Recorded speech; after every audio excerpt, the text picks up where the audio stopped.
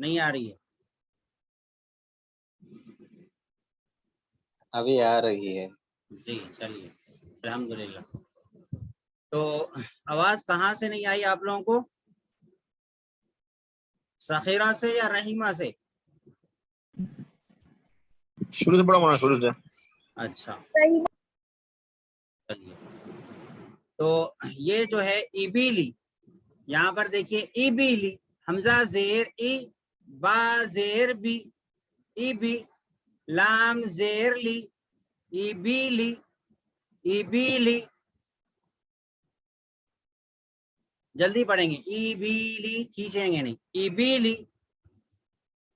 اس کے بعد سیکنڈ والا ہے را زبر را، دال زیر دی، ردی، فا زبر فا، ردیفا، ردیفا. اس کے بعد ہے حا زبر حا، میم زیر می، حمی، دال زبر دا، حمیدہ، حمیدہ. حا کی آواز آنا حلق سے، حمیدہ، حمیدہ غلط ہے، حمیدہ.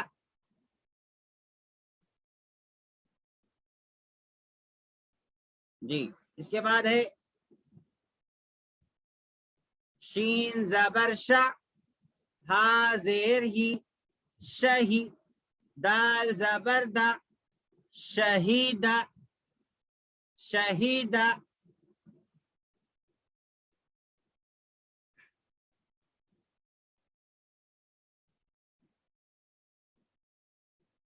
با زبر با، خا زیر خی، بخی، لام زبر لا، بخیلا، بخیلا. جلدی پڑھیں گے.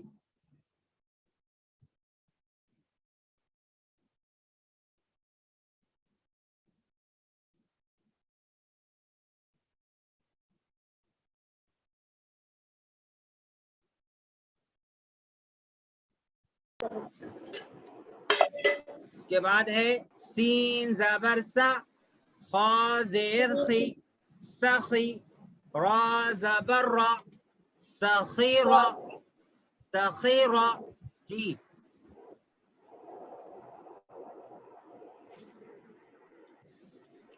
کچھ بول رہے کوئی؟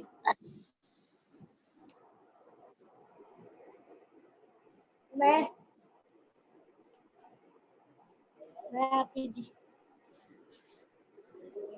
را زبر را، حا زیر حی، رحی، میم زبر ما، رحیمہ. نہیں ابھی آپ نہیں، میں کل سنوں گا سب کا، ٹھیک ہے؟ ابھی میں جو پڑھا رہا ہوں اسی کے ساتھ ساتھ آپ لوگ ریپیٹ کیجیے، کل سنوں گا انشاءاللہ سب کا. ابھی میرے ساتھ میں مشق کیجیے، اپنا مائک آف رکھیے اور مشق کیجیے. رحیمہ، را زبر را، حا زیر حی، رحی، میم زبر ما، رحیمہ، لام زبر لا، عین زیر عی، لعی، با زبر با، لعیبہ، لعیبہ. پڑھیے اس کو، لعیبہ. اب لاسٹ والا پڑھیے، شین زبر شا، را زیر ری، شری، با زبر با، شریبہ. جلدی پڑھنا ہے، مشق کریں اس کی. عین زبر ع، میم زیر می، عمی، لام زبر لا، عمیلا،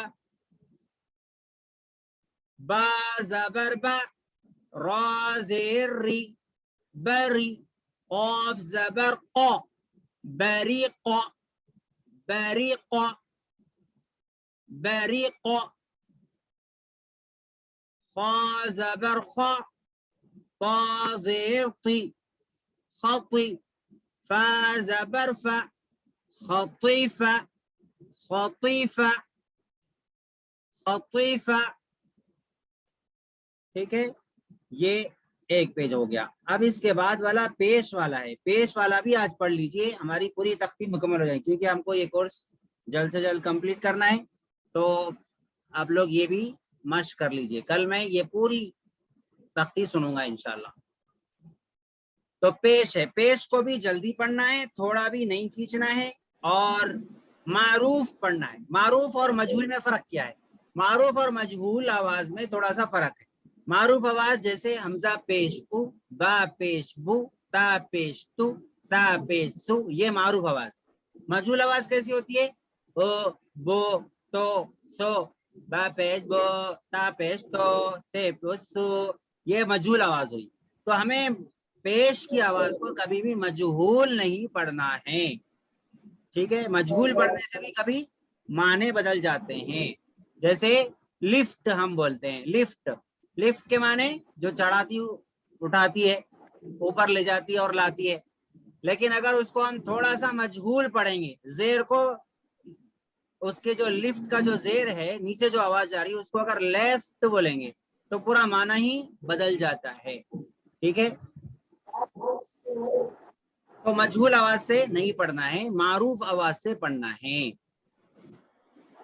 حمزہ پیش او, با پیش بو, تا پیش تو, تا پیش سو, جیم پیش جو, حا پیش حو, خا پیش خو, دال پیش دو, ذال پیش ذو, را پیش رو, زا پیش زو, سین پیش سو, شین پیش شو, صاد پیش سو, واد پیش وو.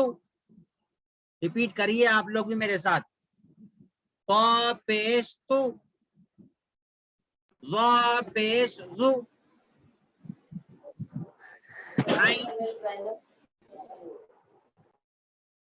عین پیش عو, غین پیش غو, فا پیش فو, قاف پیش قو, کاف پیش کو, لام پیش لو, میم پیش مو, نون پیش نو, واو پیش وو, ہا پیش ہو, حمزہ پیش او, یا پیش یو. اب یہ ملا کر پڑھنے میں پیش کیسے پڑھا جاتا ہے؟ جلدی بھی پڑھنا ہے, معروف آواز سے پڑھنا ہے, کھینچنا بھی نہیں ہے, جھٹکا بھی نہیں دینا ہے. یہ سب چیزوں کو ذہن میں رکھتے ہوئے پڑھیں. تو ہجے کیسا کریں گے؟ پہلے ہجے کریں گے ہم را پیش رو, سین پیش سو, رو سو, را پیش رو, سین پیش سو, رو سو, رو سو, یہاں تک ملا دیے. اب لام پیش لو, رسولو, رسولو. یہ ہے صحیح پڑھنے کا طریقہ. غلط کیسے پڑھتے ہیں اس کو؟ رسولو, یہ غلط ہے, یہ نہیں پڑھنا. سین پیش سو, دال پیش دو, سودو, سین پیش سو, سودو سو. ملا رہے ہیں کیسا؟ سین پیش سو, دال پیش دو, سودو, سودو, سودو, سین پیش سو, سودو سو. عام طور پر جب اسٹاپ کر رہے ہیں تو اس وقت میں کھینچ دیتے ہیں بچے, عام طور پہ سودو سو ایسا کھینچ دیتے, کھینچنا نہیں. لاسٹ میں جب اسٹاپ کر رہے ہیں تو نہ تو جھٹکا دے کے اسٹاپ کرنا ہے, نہ تو کھینچ کے اسٹاپ کرنا ہے, بس حرکت دینا ہے, جلدی پڑھنا ہے. سودو سو, سودو سو. نہ تو ایک دم ڈس بریک مارنا ہے, اور نہ ہی بالکل بریک فیل ہونے والی حالت بھی نہیں کرنا ہے کہ بالکل کھینچتے ہی چلے جا رہے. سودو سو, جلدی پڑھنا ہے. فا پیش فو, قاف زیر قی, فوقی, دال زبر دا, فقیدہ, فقیدہ. فا پیش فو, قاف زیر قی, فقی, دال زبر دا, فقیدہ. آگے دیکھیے. قاف پیش قو, تا زیر قی, قطی, لام زبر لا, قطیلا, قتیلا تا باریک پڑھیں گے اور ملا کے قتیلا نون پیش نو کاف زیر کی نو کی سین زبر سا نوکیسا نوکیسا نون پیش نو جی کاف زیر کی نو کی سین زبر سا نوکیسا جیم کہاں آ گیا بچہ؟ نوکیسا کیسا جی کاف زبر کا را زبرکار آپ را کرو. پیش رو کرو دس لوگ میم زبر ما لگا دیے گا.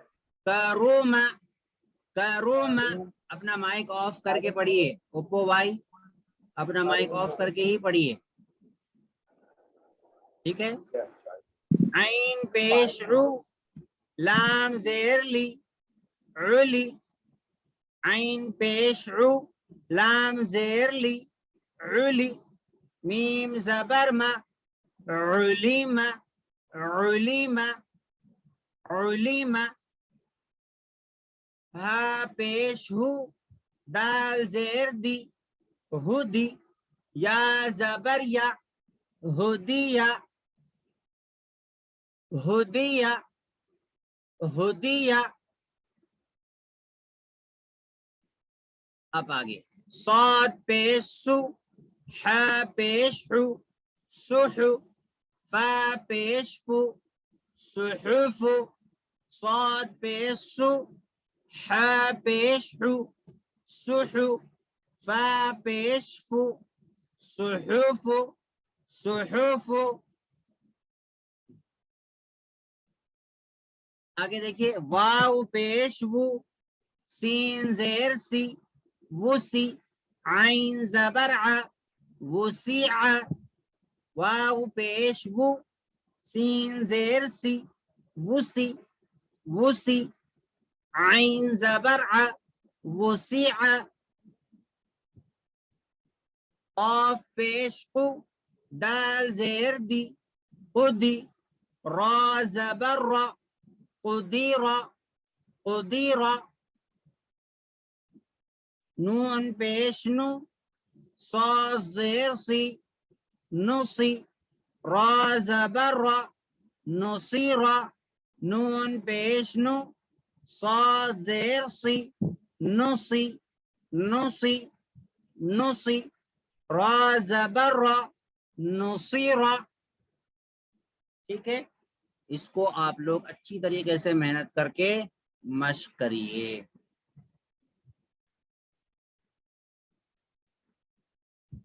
انشاءاللہ کل میں زبر زیر پیش تینوں کی بھی سنوں گا انشاءاللہ زبر زیر پیش تینوں تختیوں کی جو نیچے کے سب ہے دارسا ودعا اور یہ ابیلی ردیفہ رسولو سدسو یہ سب 3 پیج بھی سب سنوں گا انشاءاللہ اچھا آج جو ہے ہم کچھ مسائل سیکھیں گے کہ مسائل میں ہم آج یہ سیکھتے ہیں کہ وضو کو توڑنے والی چیزیں کیا کیا ہیں وضو کو توڑنے والی چیزیں کیا کیا ہے وضو کن کن چیزوں سے ٹوٹتا ہے عام طور پر یہ نہیں معلوم ہوتا ہے اسی وجہ سے میں اس کو آج بیان کر رہا ہوں تو وضو کو توڑنے والی چیزوں میں سے ایک چیز ہے اپنے آگے یا پیچھے کے راستے سے کسی چیز کا نکلنا جیسے 1 نمبر 2 نمبر اس سے وضو ٹوٹتا ہے اسی طرح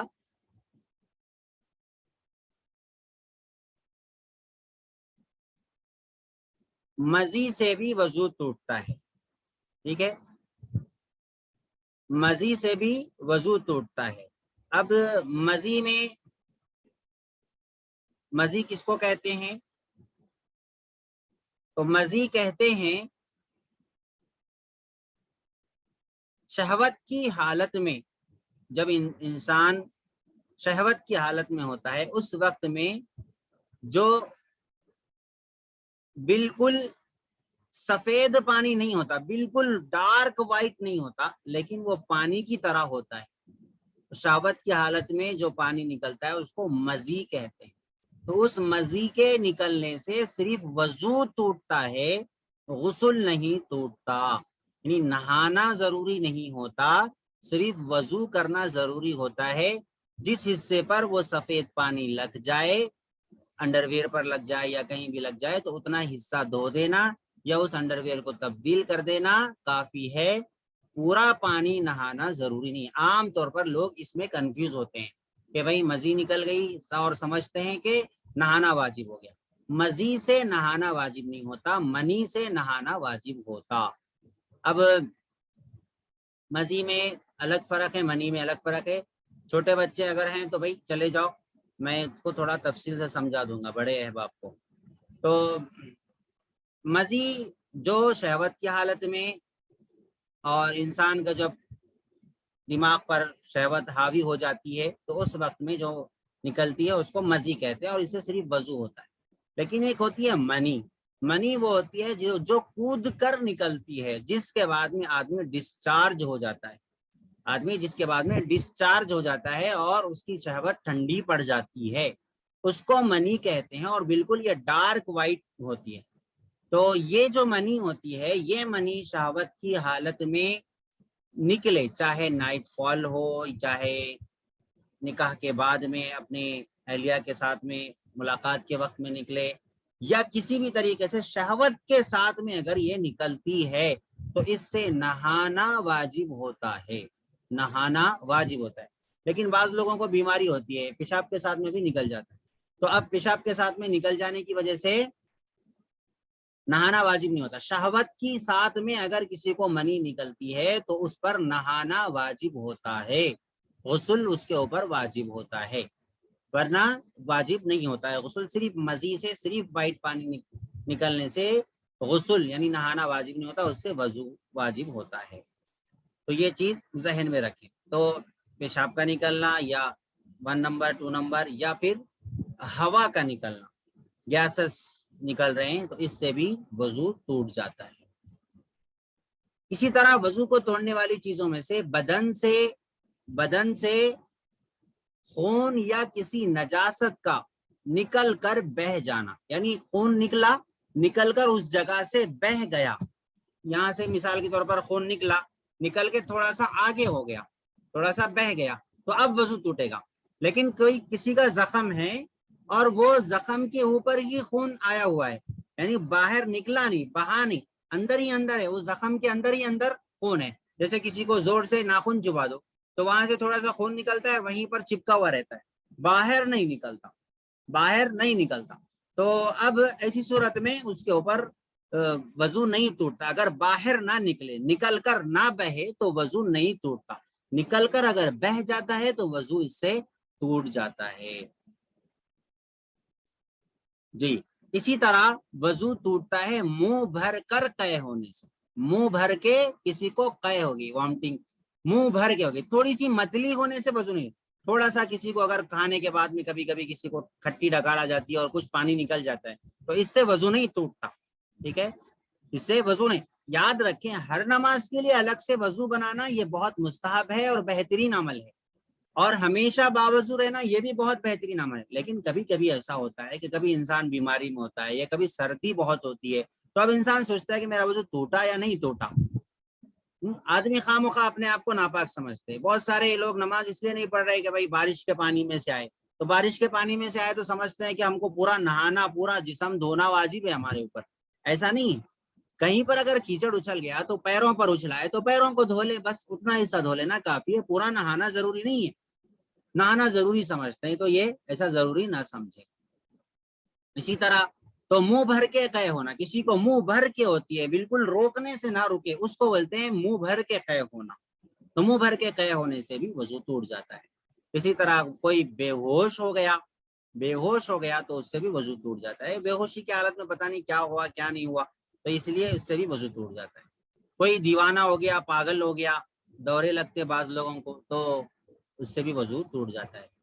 اسی طرح ٹیک لگا کر سونا، ٹیک لگانے کا مطلب یہ کہ ایسا ٹیک لگا کے سویا، جیسے کوئی انسان تکیے پر ایسے سر رکھ کے سو رہا ہے اور یوں یوں اس طریقے سے جھل رہا ہے اٹھ رہا ہے جھل رہا ہے، جیسے جمعہ میں ہمارے یہاں بہت سارے لوگ سوتے یوں سوتے پھر اٹھتے سوتے پھر، اس کو بولتے ہیں اونگنا۔ تو یہ اونگنے سے وضو نہیں ٹوٹتا، اونگنے سے وضو نہیں ٹوٹتا، لیکن کوئی اگر ٹیک ایسے لگایا اور ایسے گہری تکیے پہ، ہاتھ پہ نہیں تکیے پہ، کوئی ایسے ہی اتنی گہری نیند میں سویا، اتنی گہری نیند میں سویا کہ اگر اس کا تکیہ آہستہ سے کھینچ دیا جائے تو آدمی گر پڑے، ایسا سہارا لگا کر سویا کہ اس کا اگر وہ سہارا ہٹا دیا جائے تو وہ گر پڑے، اتنی بے ہوشی کی نیند میں چلا گیا تو اس کا وضو ٹوٹ جائے گا۔ ٹھیک ہے، پلر کو ٹیک لگا کے مست سو گئے، اتنا گہری نیند میں ہوش آواز نہیں ہے، ذرا ڈھکل دیے تو گر جائیں گے، اس طریقے سے سو گئے تو ان کا وضو ٹوٹ جائے گا۔ اگر کوئی رکوع کی حالت میں سو گیا، سجدے کی حالت میں سو گیا، تو اگر وہ اس قدر نہیں سویا ہے کہ اگر اس کو ڈھکل دیا جائے تو گر پڑے، عام طور پر اس قدر نیند تو نہیں آتی نماز میں، لیکن سجدے کی حالت میں، رکوع کی حالت میں اگر وہ سو جاتا ہے انسان تو اس سے وضو نہیں ٹوٹتا۔ لیکن اس کو پتہ ہی نہیں چل رہا ہے کہ میں سجدے میں ہوں یا رکوع میں ہوں اور کافی دیر تک ویسے ہی سو رہا ہے، ذرا سا دھکا دو تو گر جائے گا،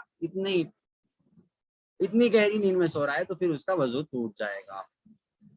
اسی طرح نماز میں زور سے ہنسنے سے وضو ٹوٹ جاتا ہے۔ نماز کے اندر کوئی زور سے ہنسے، ایک ہوتا ہے مسکرانا، کوئی کسی کی بات یاد آ گئی نماز میں مسکرا رہے جناب تو مسکرا رہے، تو مسکرانے سے وضو نہیں ٹوٹتا، لیکن اگر کوئی نماز میں ہی اس طریقے سے آواز نکال کر ہنس دیا، کسی نے آواز نکال کر اگر ہنس دیا، ہی کی آواز آ گئی تو اس سے وضو ٹوٹ جاتا ہے۔ عام طور پر یعنی نماز کے باہر اگر کوئی ہنسے تو وضو نہیں ٹوٹے گا، لیکن نماز کے اندر کوئی اگر قہقہا لگا کر آواز سے ہنسے تو وضو ٹوٹ جائے گا، یعنی اب نماز بھی ٹوٹ جائے گی، وضو بھی ٹوٹ جائے گا، وضو بنا کے پھر سے نماز میں آنا ہوگا۔ اسی طرح کوئی نشہ کر لے، نشے میں چلے جائے تو اس سے بھی وضو ٹوٹ جاتا ہے۔ تو یہ چند چیزیں ہیں وضو کو توڑنے والی، ان چیزوں کو یاد رکھیں اور اس سے وضو جن چیزوں سے ٹوٹتا ہے اس کو خود بھی سمجھیں، دوسروں کو بھی سمجھائیں۔